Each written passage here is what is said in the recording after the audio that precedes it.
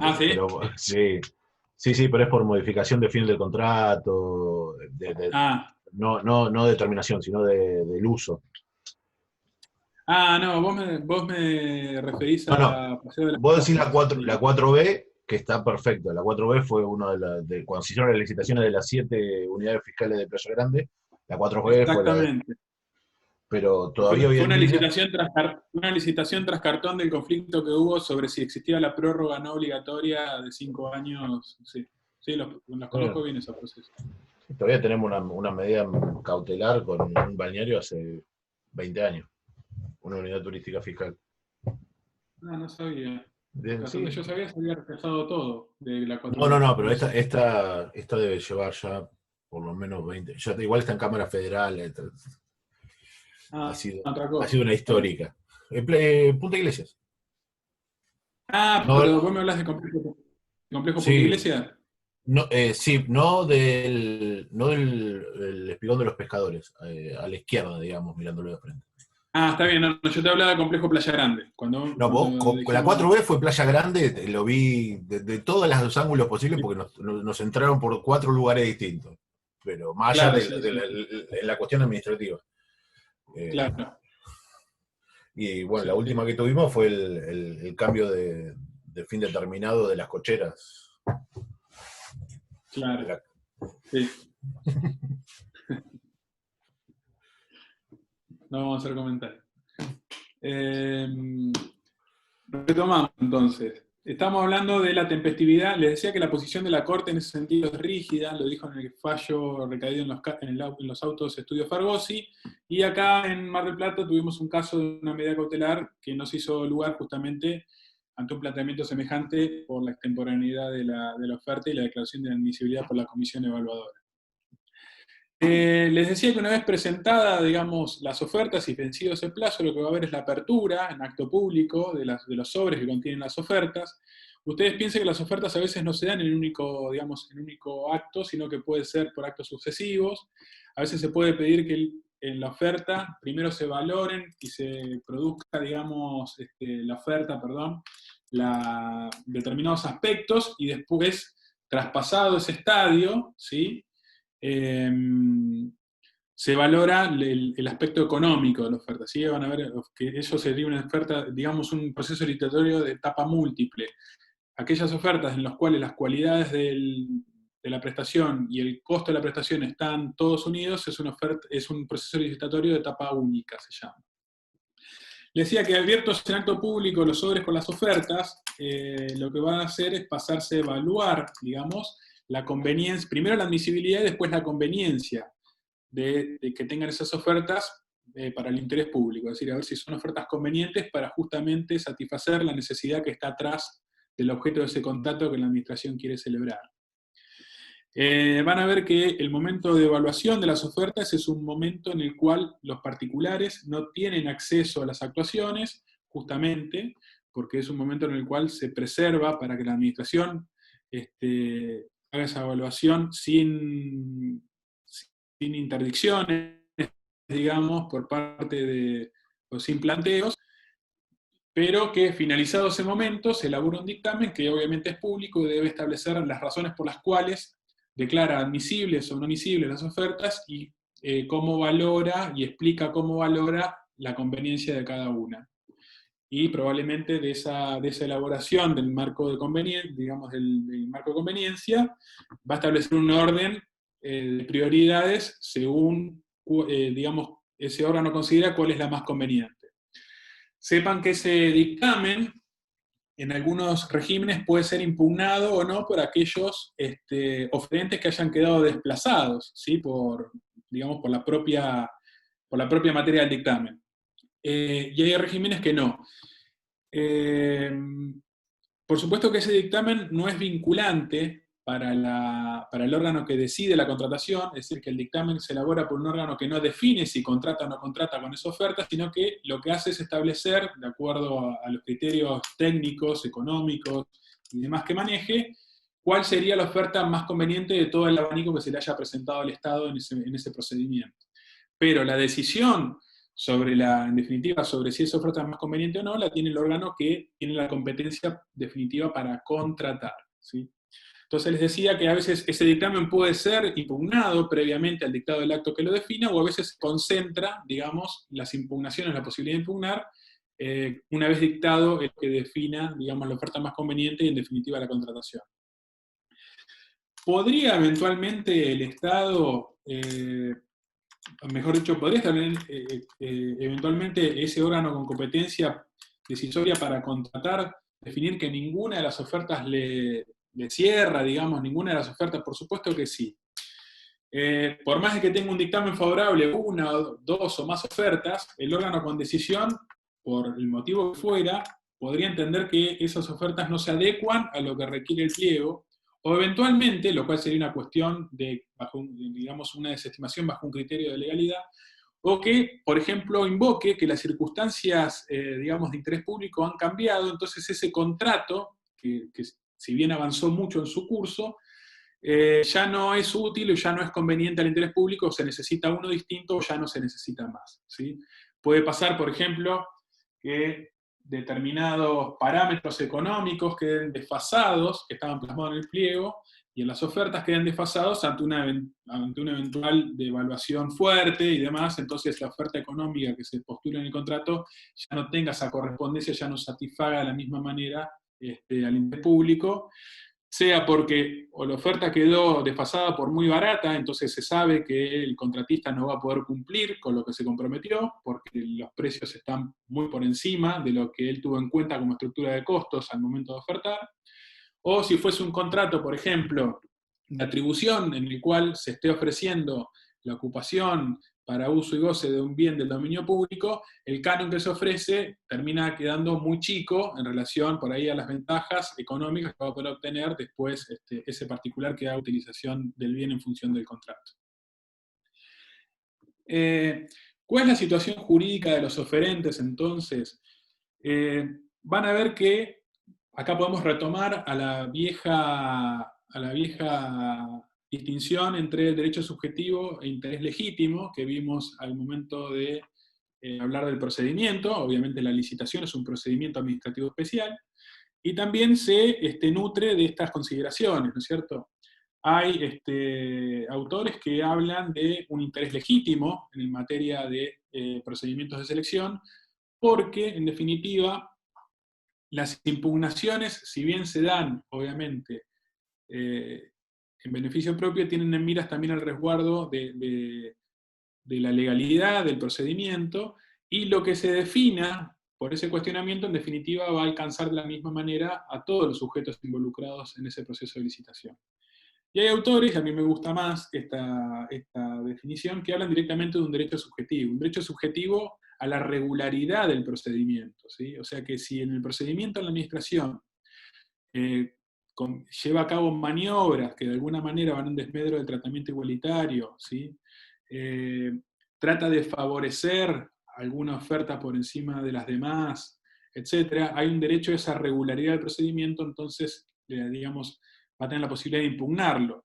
No va a tener un derecho a la celebración del contrato. Es decir, no quiere decir que con esa impugnación el particular, si da cuenta de que se cometió un vicio grave por la administración, que fue, digamos, en su perjuicio y en el de otros eventuales interesados, si tiene éxito en esa impugnación, no se va a quedar necesariamente con el contrato. Lo que va a lograr es que el procedimiento se retrotraiga a un punto en el cual se estabilice de nuevo la situación y se lleve una regularidad, y a partir de ahí se continúe con un procedimiento regular, ¿sí?, a la hora de considerar las ofertas. Puede eventualmente ser el adjudicatario del contrato, pero no necesariamente, ¿sí? Es una eventualidad. Con el acto de adjudicación, digamos, se terminan de anudar las dos voluntades, la del Estado que desea contratar y la del particular que hizo la oferta más conveniente. Ya hay una situación jurídica diferente, el adjudicatario tiene un estatus jurídico diferente, ¿sí? Ya tiene otra protección su situación. Aunque tenemos que ver que hay determinados regímenes, y el decreto 1023 es uno de ellos, que prevé un paso adicional para el perfeccionamiento del contrato, ¿sí? O sea que no basta solamente con la adjudicación, sino que para que el contrato se vea perfeccionado falta un paso más, y van a ver que la normativa habla de la emisión de la orden de compra o la suscripción del instrumento correspondiente. Dependerá de qué tipo de contrato se trate, ¿sí? La expedición de la orden de compra tiene lugar en un contrato de suministro y la suscripción del instrumento correspondiente tiene lugar, por ejemplo, en un contrato de obra pública. Como les decía, una vez perfeccionado el contrato o adjudicado, la situación jurídica de ese oferente se transforma, es adjudicatario y ya pasa a ser contratista, ¿sí? Ya tiene los derechos y la protección de su derecho de propiedad que el contrato, digamos, le otorgue. Y ahora que ya tenemos de alguna manera ensambladas las voluntades y el contrato ya nació, por decirlo de alguna manera, vamos a ver cómo se desarrolla la vida de ese contrato, ¿sí? El contrato puede desarrollarse normalmente, es decir, que las prestaciones se vayan dando de acuerdo a lo estipulado, o puede haber determinados hechos o decisiones que impacten sobre la economía del contrato, sea con relación a las prestaciones del sujeto particular o incluso a las prestaciones a las que se haya comprometido el propio Estado. O incluso puede haber decisiones del propio Estado contratante que incidan en esa vida del contrato. Acá van a cobrar importancia lo que son las prerrogativas estatales, ¿sí? Es donde más se ven digamos, este régimen exorbitante, esta particularidad que tiene el contrato administrativo y que lo diferencia del contrato privado. En la etapa previa, en la etapa de formación de la voluntad administrativa, hay prerrogativas, ciertamente, pero puede decirse que se limitan a la posibilidad de declarar la ilegitimidad del procedimiento si se comete algún vicio, es decir, por sí ante sí, la administración decir que digamos, el procedimiento está celebrado con vicios, o que haya en el medio, por ejemplo, un hecho de corrupción. Van a ver que la normativa nacional prevé como supuesto para dejar sin efecto el procedimiento de selección que se compruebe, aunque sea en grado de tentativa, algún hecho de corrupción, ¿sí?, entre los funcionarios y los particulares que vayan a ofertar ese contrato. O puede también definir con invocación de criterios de oportunidad, mérito y conveniencia, es decir, por razones de interés público, que ese procedimiento de selección sea abandonado, ¿sí? Un poco por lo que hablábamos recién, por cambio de circunstancias y demás, considere que ese contrato ya no va a servir como se pensaba inicialmente a la satisfacción de interés público, entonces lo abandona al procedimiento de selección antes de ese contrato se forme. Pero ahora las prerrogativas de las que yo le voy a hablar tienen que ver con un contrato que ya ha nacido y que ya tiene y que se ha comenzado a ejecutar. Es decir, que las partes hacen de cada lado lo que han comprometido, ¿no? Van a ver acá que en esta noción de interés público que atraviesa toda la vida del contrato, la administración cuenta con ciertas facultades que en la vida de un contrato privado no son usuales o son ilegales. Esto que yo les voy a contar lo van a ver plasmado en el artículo 13 del decreto 1023. Por ejemplo, la administración puede proceder a interpretar el contrato por sí misma y en función de esa interpretación que hace del contrato, exigir la prestación correspondiente al particular. Ustedes saben que una desaveniencia de este tipo en el marco de un contrato privado no puede ser definida por las partes entre sí. O sea, naturalmente van a estar en desacuerdo sobre el alcance de alguna cláusula y demás, pero no va a poder una imponerle a la otra cuál es la interpretación adecuada posible o que sea correspondida con el ordenamiento. En el caso de los contratos públicos, los contratos administrativos, la administración tiene la posibilidad, ante una laguna, ante una duda, ante una contradicción, establecer en definitiva cuál es el alcance de esa cláusula y la prestación que se corresponda con esa interpretación, y el particular debiera, digamos, seguir con la ejecución de la prestación en función de lo que se interprete. Por supuesto que si esa interpretación da lugar a un desequilibrio absoluto del contrato y en definitiva se agravian los derechos de propiedad del particular, deberá ir a planteárselo a un juez para que en definitiva declare ilegítima esa interpretación y extinga la vida de ese contrato. Van a ver también que en el contrato administrativo hay ciertas prerrogativas de dirección y control de lo que es la vida del contrato. Hay contratos en los cuales se ve de manera más palmaria que en otros, pero ¿a qué hace esta facultad? Justamente a que el particular se atenga a aquellas directivas que el órgano contratante le imparta sobre el modo de ejecutar las prestaciones. Van a ver, por ejemplo, que en un contrato de obra pública es muy común que haya cambios sobre la marcha, ¿sí? Eh, la inspección puede dar órdenes de servicio al contratista para que haga alguna prestación de tal o cual manera y debiera, si es legítima, digamos, la orden, el contratista debiera ejecutarlo del modo que lo indique. Y el control tiene que ver con la posibilidad de que el Estado, digamos, audite el cumplimiento de las prestaciones del contratista. Tiene que ver incluso con el objeto mismo del contrato, pero también a veces tiene que ver esa obligación, digamos, esa facultad de control con otras cuestiones que no hacen tanto a la prestación en sí misma material, sino que hacen, por ejemplo, a verificar que el contratista se mantenga en condiciones de idoneidad para seguir ejecutando ese contrato. Por ejemplo, verificar sus estados financieros, verificar cómo, digamos, administra los recursos, etcétera, etcétera, ¿no? Por supuesto que cada contrato, de acuerdo a su estructura y al sujeto, permitirá con mayor o menor intensidad el ejercicio de ese control. Como correlato de ese poder de dirección y control, van a ver que la administración también puede sancionar al particular que digamos, se distraiga o se corra de lo que es el curso natural y regular de las obligaciones que ha asumido. Por supuesto que el poder sancionatorio del Estado debe ser proporcionado, ¿no? Y estar acorde a las circunstancias, y siempre, siempre, por lo que hablábamos al principio de la clase, tiene que tener en miras justamente la satisfacción del interés general, y la satisfacción del interés general exige que el contrato sea cumplido, que sea terminado normalmente. Entonces debe adoptar decisiones, ¿sí?, que vayan en ese sentido. Y, como decíamos recién, la proporcionalidad es un valor esencial, ¿sí? No podemos, ante un cumplimiento insignificante del contratista, dar por finalizado y extinguido el contrato. No sería legítimo hacerlo. Van a ver que en la valoración del interés público y en el modo en que ese interés público, digamos, exige o incide en la vida del contrato, está la facultad también de la administración de modificar, ¿sí?, el objeto del contrato en forma parcial, cuantitativa y cualitativamente.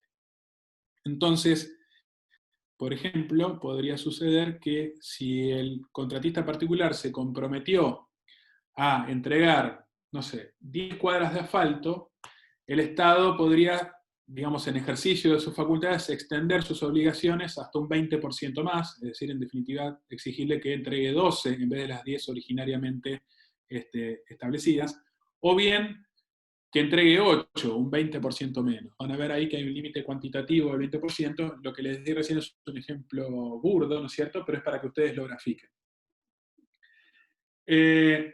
Cualitativamente, también puede generar algunos cambios, pero no pueden ser sustanciales. O sea, y hay un límite en la reglamentación que se establece en un 33%. O sea, si las modificaciones que la administración le imponga al contratista impacten digamos, en el objeto del contrato, supera un 33%, se supone que hay una modificación sustantiva, digamos, del objeto celebrado, y ese contrato, al final, que el particular no tiene la obligación de aceptar, ¿sí? Y si el particular insiste en que esa imposición excede el objeto, podría pedir la rescisión del contrato, ¿sí? ¿Por qué? Porque en definitiva se considera, se interpreta que hay un objeto diferente al que se contrató inicialmente.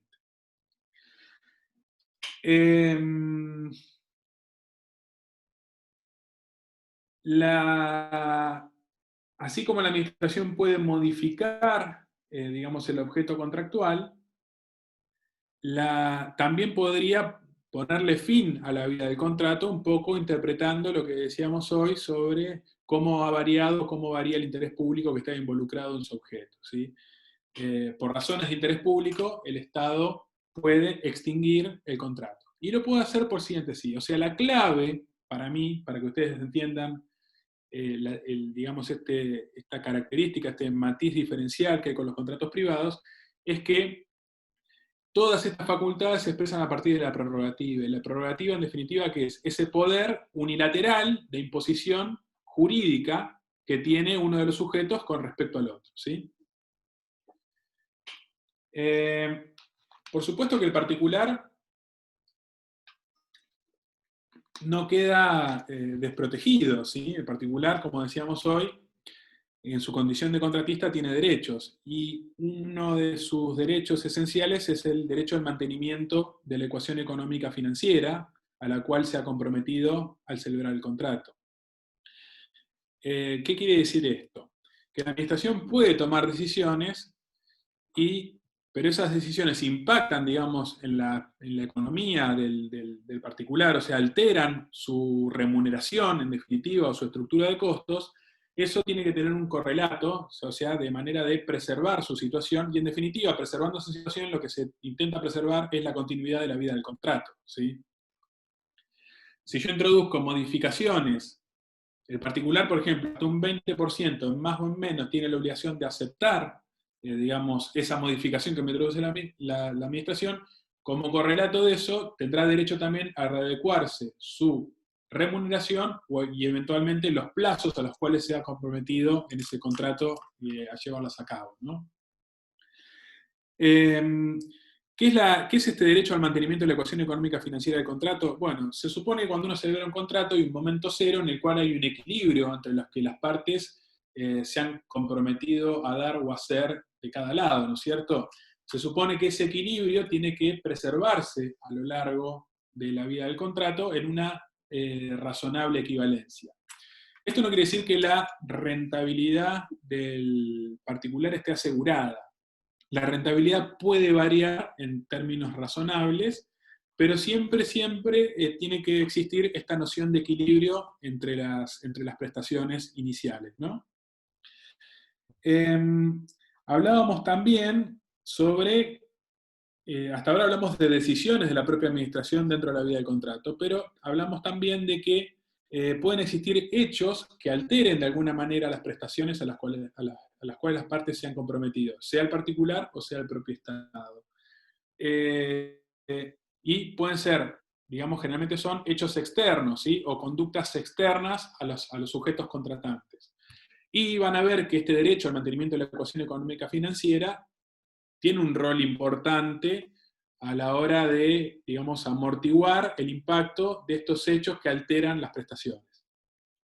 Ahí van a ver, desarrollado en Balbín, les comento que Balbín lo explica de una manera y hay autores que a veces identifican algunos caracteres, algunos conceptos con distintos fenómenos, pero tengan en cuenta que básicamente estos hechos externos pueden ser la fuerza mayor o el caso fortuito, ¿sí? Que alteren digamos, la economía del contrato, lo que se denomina el hecho del príncipe, ¿sí?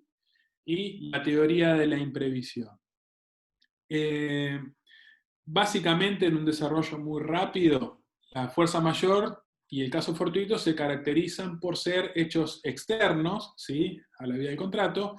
Generalmente se los vincula con hechos naturales, pero también en algunos casos se identifican con hechos de terceros, incluso depende del contrato, se puede identificar con la conducta del propio sujeto contratante, como pasa con el contrato de obra pública,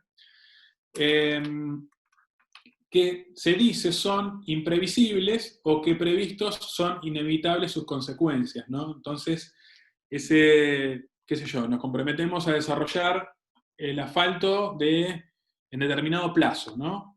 El plazo en el contrato de obra pública no es esencial, pero sí es obligatorio y es relevante.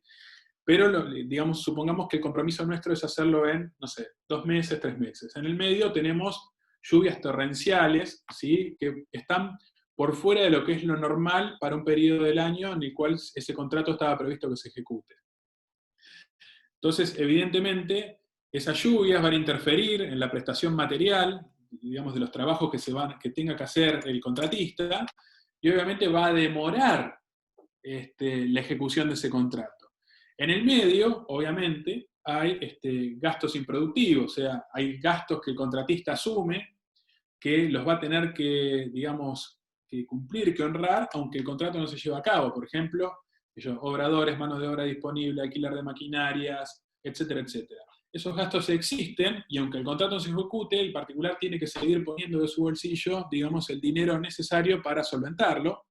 Entonces, evidentemente, hay una postergación de la ejecución del contrato y tiene incidencia en dos cuestiones. O sea, esa fuerza mayor que podría estarse invocando por el particular y que debe ser acreditada, tiene relevancia para lo que es su remuneración, pero también tiene relevancia para lo que son digamos, lo que pueden ser considerados incumplimientos a la vida del contrato.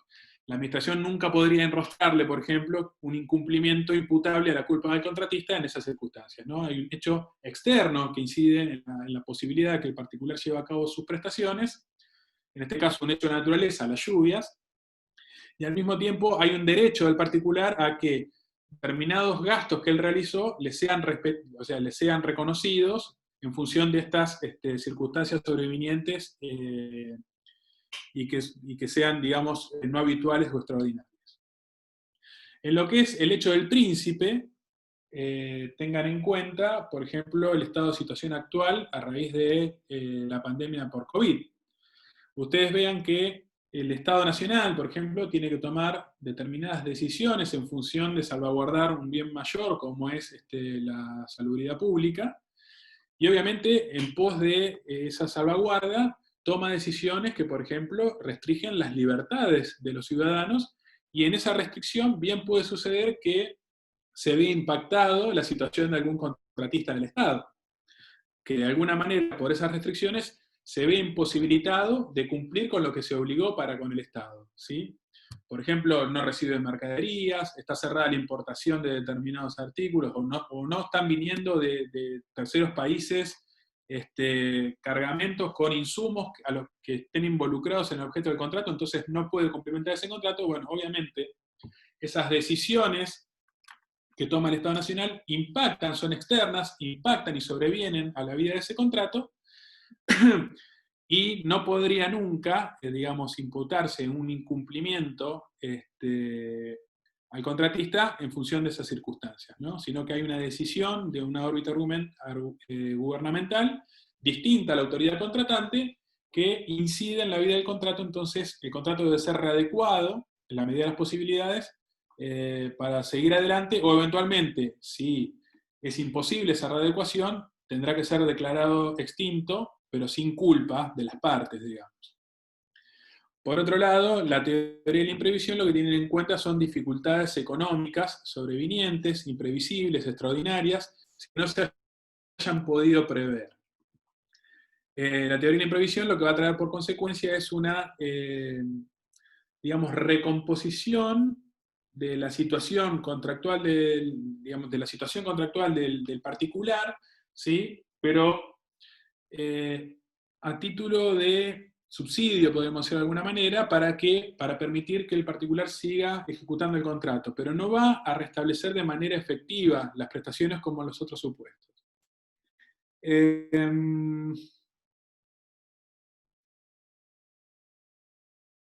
les puedo decir, a ver, sobre esto? ¿Alguna duda? ¿Alguna duda hasta acá? ¿Venimos bien? ¿Se entiende más o menos?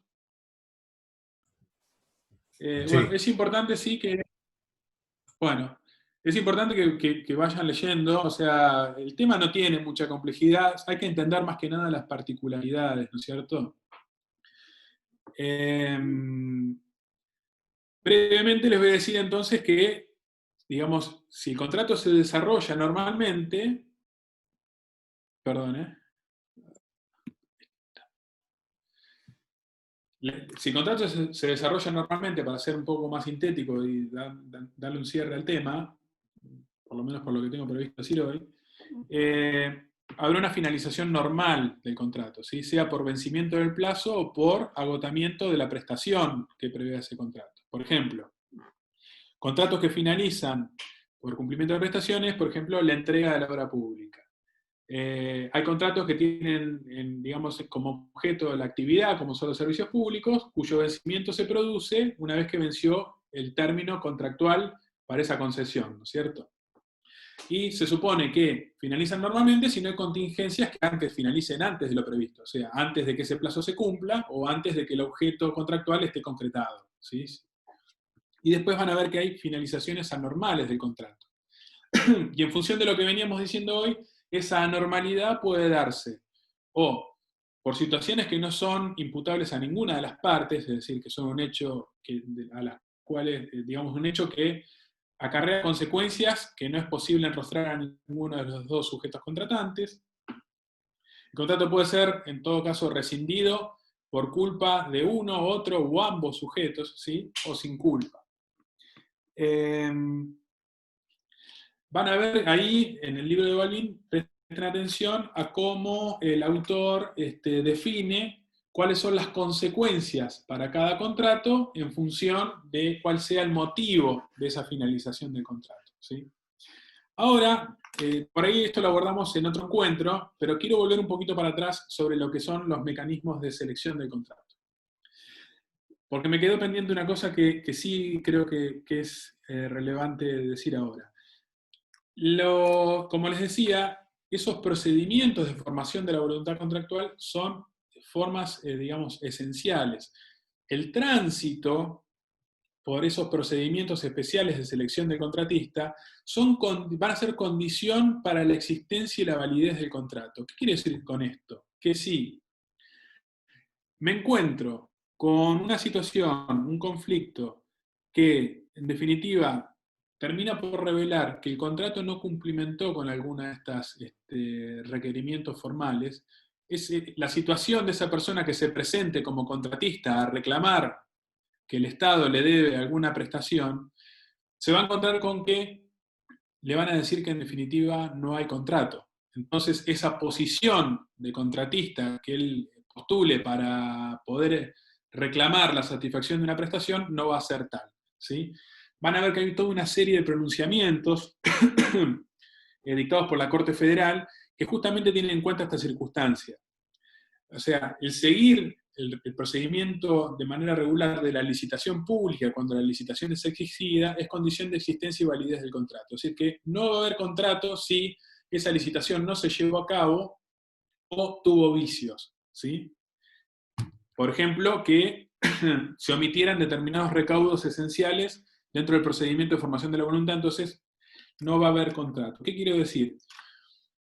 Que no va a poder invocar entonces su posición contractual, y en el mejor de los casos lo que podrá hacer es acudir al instituto del enriquecimiento sin causa, que es muy diferente en sus alcances a la situación que puede invocar como contratista del Estado.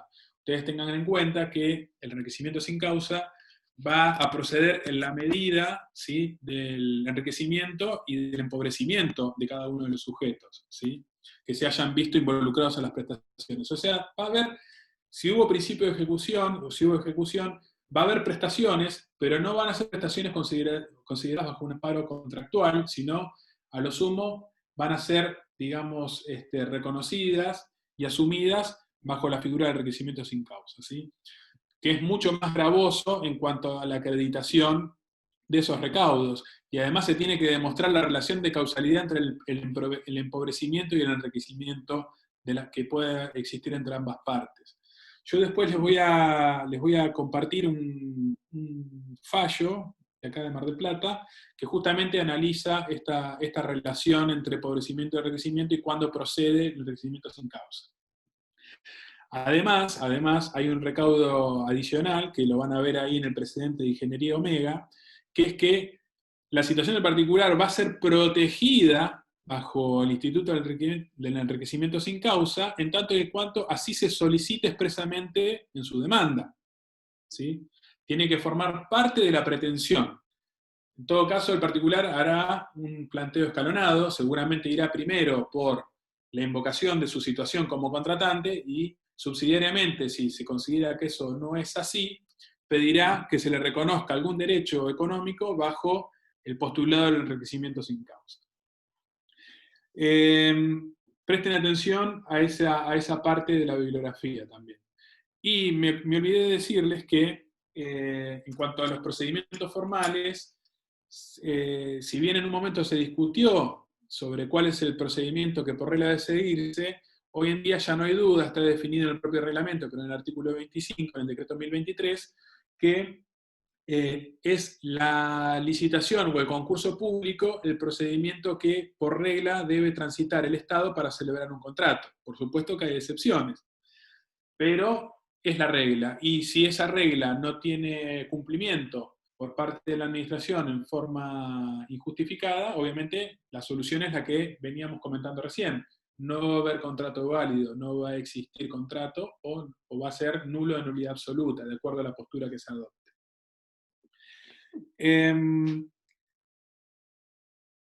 Como les decía, la licitación es la regla y hay excepciones.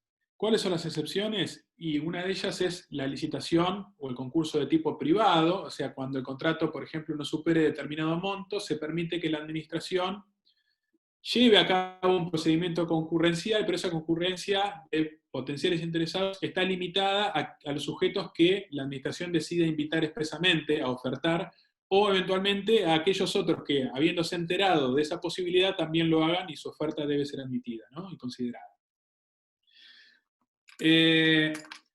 Y la contratación directa, digamos, es la excepción más fuerte, pues es la que directamente ve restringido el principio de concurrencia, o sea, la posibilidad de que haya varias ofertas. En la contratación directa lo que existe es, en definitiva, un enlazamiento digamos, desde el Estado con un individuo determinado con el cual define la celebración del contrato. Pero van a ver que es excepcional y los criterios de interpretación son restrictivos en cuanto a los supuestos en los cuales admite. Ahí ustedes van a poder leer en la norma cuáles son esos supuestos. Brevemente les comento algunos, ¿sí? Por ejemplo, que el objeto a contratar esté vinculado a un derecho de exclusividad o protegido por alguna patente. Convengamos, si necesitamos, por ejemplo, una vacuna específica, supongamos que se desarrolló una vacuna para el COVID y la tiene la patente de un solo laboratorio, no va a haber otra forma de contratar la adquisición de esas vacunas para proveerla, digamos, vía del Ministerio de Salud, que no sea comprándola al sujeto que porta esa patente. O sea que en ese caso, y no hay un sustituto razonable, no hay otra vacuna que esté desarrollada y la pueda sustituir razonablemente sus efectos, entonces no va a haber otra alternativa que contratar con ese laboratorio la adquisición de esas vacunas. Entonces ahí está suficientemente resguardado y explicado el por qué no se lleva a cabo un procedimiento concurrencial, ¿sí? Y público, como es la licitación de concurso público. Otro supuesto que habilita a la contratación directa es cuando la convocatoria de las licitaciones hubiese fracasado digamos, en la segunda oportunidad.